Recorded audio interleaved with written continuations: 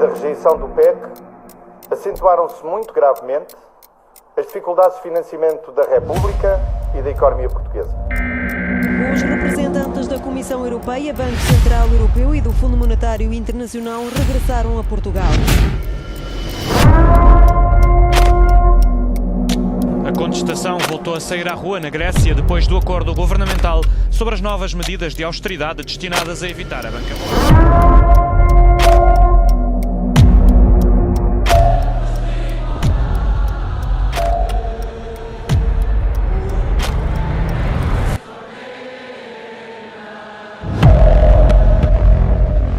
A crise financeira internacional de 2008 teve não só um impacto em Portugal e na nossa economia, mas em todas as economias à escala global. E isto levanta várias perguntas.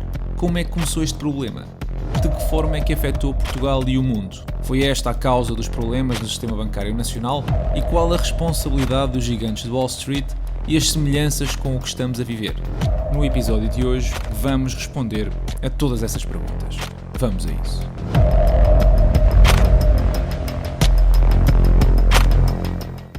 Começamos nos anos 2000. O mundo vivia um clima de instabilidade depois do 11 de setembro e uma recessão nos Estados Unidos que forçou o Banco Central Americano a baixar as taxas de juros para 1% na tentativa de estimular a economia. Com retornos tão baixos, as obrigações do Tesouro dos Estados Unidos não eram atrativas o suficiente, assim que a melhor alternativa disponível era o mercado imobiliário. Os títulos de hipotecas, ou mortgage-backed securities, foram um alvo fácil para os bancos de investimento de Wall Street. Passo a explicar. Aqui em Portugal, quando uma família quer comprar uma casa com recurso a crédito, paga um valor inicial ou entrada e fica a pagar a hipoteca da mesma mensalmente a um banco. Nos Estados Unidos também era assim, mas os bancos de investimento entraram em ação e transformaram por completo o cenário. Esses bancos de investimento compram esses títulos de hipotecas ou créditos ao banco local e pagam-lhe uma comissão por isso. Juntam milhares desses títulos e agora são eles que recebem os pagamentos mensais dos empréstimos respectivos. Depois, dividem esse total em 3 grupos ou tranches de acordo com o risco dos mesmos. E vendem obrigações ou títulos que representam esses ativos a investidores. Os títulos mais seguros rendem menos, mas também são menos arriscados. Já os títulos com risco apresentam rentabilidades muito superiores. O importante aqui é perceber que os pagamentos a quem tem estes ativos são feitos de cima para baixo, à medida que cada pessoa paga o seu empréstimo. Neste ponto também entram as agências de rating, como a Standard & Poor's, a Moody's e a Fitch, que dão um rating a estes títulos de dívida de acordo com o nível dos mesmos. Ora, nem todos os produtos vendem e quando assim é, o banco de investimento reagrupa os que não venderam e chama-lhes CDOs, ou obrigações de dívida colateralizada. Este é um produto derivado e devido à diversificação das hipotecas, as agências de rating deram-lhe a classificação máxima de segurança. Como os fundos de pensões e outros fundos sociais só podem investir em ativos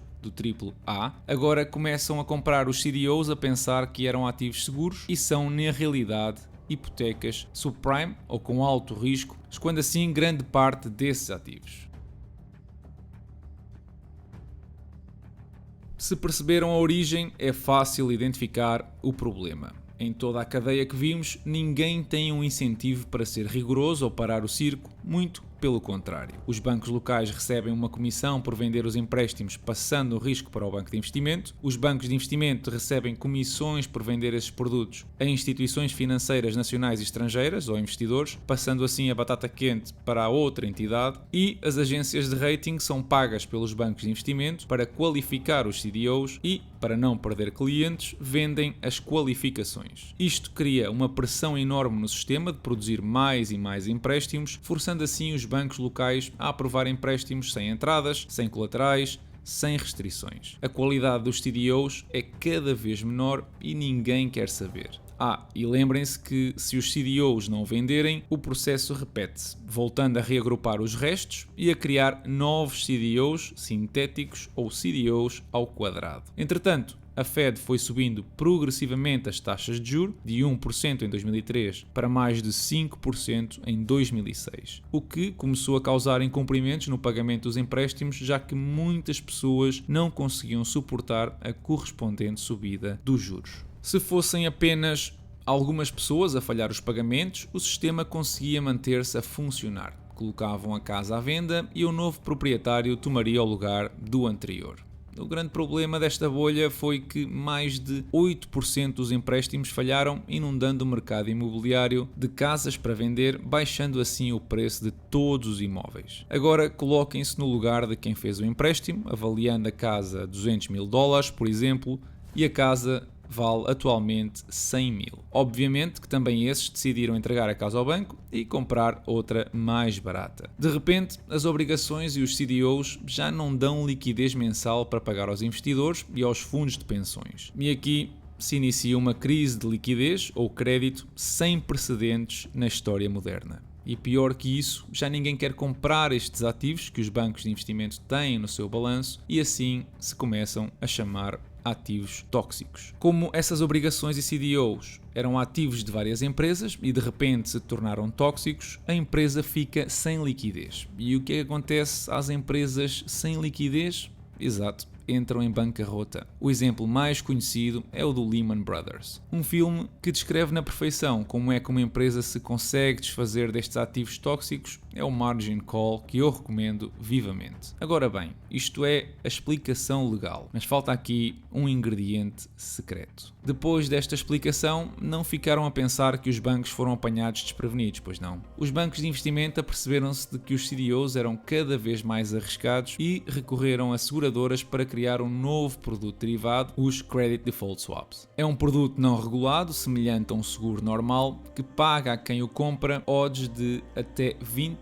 para 1. E a grande face destes negócios foi a seguradora AIG. Na prática, o banco de investimento fazia um seguro aos CDOs que tinha e vendia, pagava a AIG milhões todos os meses como prémio e no caso dos CDOs rebentarem, a AIG tinha de lhe pagar de volta ao banco o valor segurado múltiplas vezes. Pior que isso é que bancos diferentes podiam comprar Credit Default Swaps sobre o mesmo CDO. É o equivalente à tua seguradora permitir que, caso tenhas um acidente com o teu carro, tu e eu recebemos o pagamento. Soa surreal, certo? Mas foi exatamente assim que aconteceu. E a pior parte vem aí. Como não era um produto regulado, a AIG não precisava de mostrar ativos de reserva no seu balanço correspondentes à quantidade de Credit Default Swaps que estava a vender. Os gestores da AIG recebiam bónus milionários das comissões das vendas desses CDS durante vários anos sem qualquer problema na consciência. Até que arrebentou e veio o governo fechar o buraco de 182 mil milhões de dólares, ou devo dizer, o povo.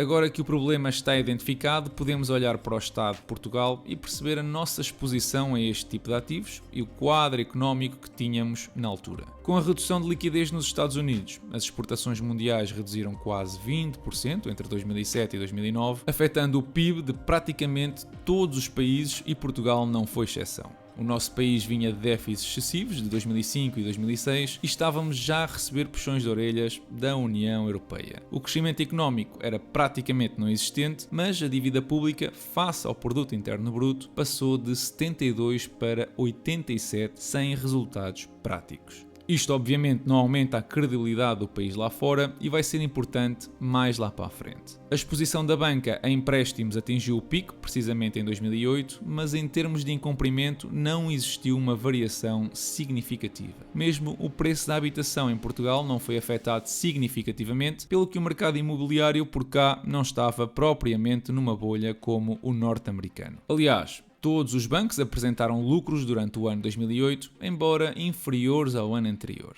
O nosso problema foram os anos que se seguiram. Com a Europa a recuperar, continuámos a apresentar déficits enormes, levando a uma desconfiança acrescida a quem nos empresta dinheiro. Afinal de contas, se o teu vizinho todos os anos gasta mais 6% do que recebe, qual é o risco de não conseguir pagar de volta o teu empréstimo? E isso levou a que as taxas de financiamento do governo, as obrigações a 10 anos, atingissem valores recorde, acima dos 10%, o que era obviamente incomportável para o país. O nosso primeiro-ministro pediu ajuda à Europa e vieram a Comissão Europeia, o Banco Central Europeu e o Fundo Monetário Internacional meter ordem na casa.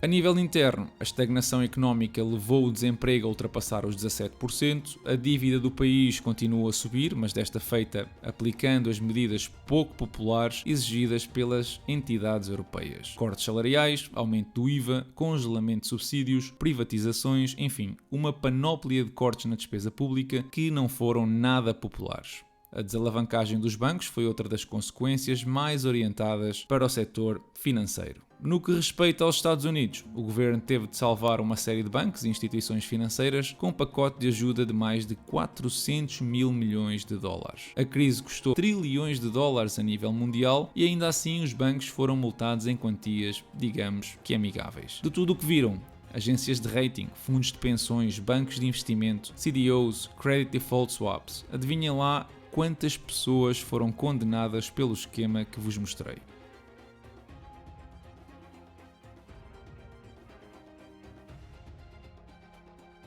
Apesar dos déficits orçamentais terem vindo a recuperar para terrenos menos obscenos, a nossa dívida pública é agora quase o dobro de 2008. A tendência crescente mostra uma redução na mesma, mas a muito se deve à ajuda do Banco Central Europeu, que tem comprado estes ativos, induzindo assim uma procura artificial e colocando as taxas de juros em valores artificialmente baixos. Quando o Banco Central começar a subir as taxas de juros, o refinanciamento da dívida portuguesa pode muito bem atingir valores entre os 5% a 7%, o que novamente vai trazer dificuldades. Uma das diferenças em relação a 2008 é que desta vez parece que a borbulha do mercado imobiliário chegou a Portugal. Os preços das casas aumentaram mais de 65% na última década e as rendas, apesar de uma velocidade inferior, subiram 25%. No entanto, o rácio do endividamento particular está agora a níveis abaixo da média da zona euro, o que parece indicar que a lição foi aprendida e memorizada. Mesmo a nível da banca, a exposição ao crédito é mais controlada, com níveis de alavancagem mais modestos e com particular exposição no setor imobiliário de perto de 35%.